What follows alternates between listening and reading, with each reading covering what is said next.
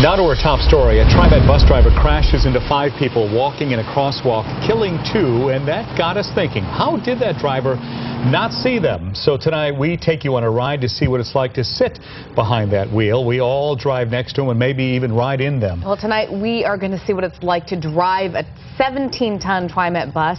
K2's Anita Kasey took a ride today. And Anita, you said you were surprised by what they can't see. Well, Deb, you see those big windows and you think they must have a great view, but the driver's vision can be blocked in a few spots. And before you think we're on anyone's side in this, we took this ride not to defend or to pass any kind of judgment, simply to show you what it's like.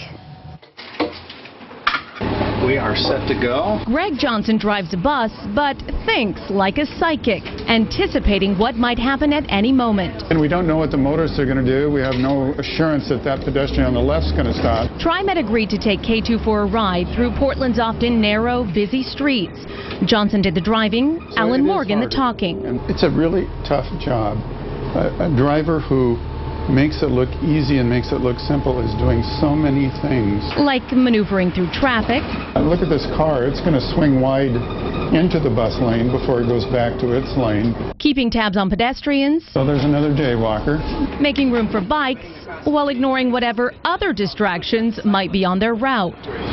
All while checking his speed and mirrors every 5 to 8 seconds. And they rely very heavily on both those mirrors, the right and the left mirror, to see what is on the, what's happening on the outside of their vehicle.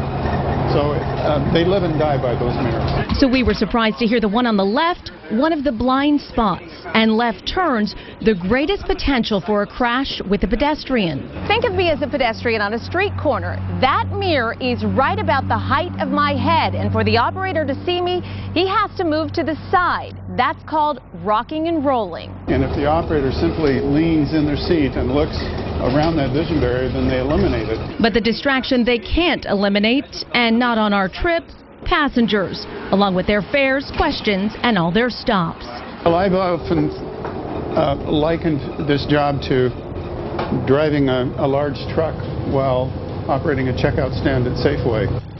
Pedestrians are not just harder to detect, they're harder to predict. Bikes, too, because they can change direction in an instant. So the areas to watch out for, again, are that left side, as we showed you, but also right in the front there are 2 pillars that can block the view, and the doorway on the right is another one. So if you're on the street, those are things that you have to think about as well. A lot of things to monitor. Definitely.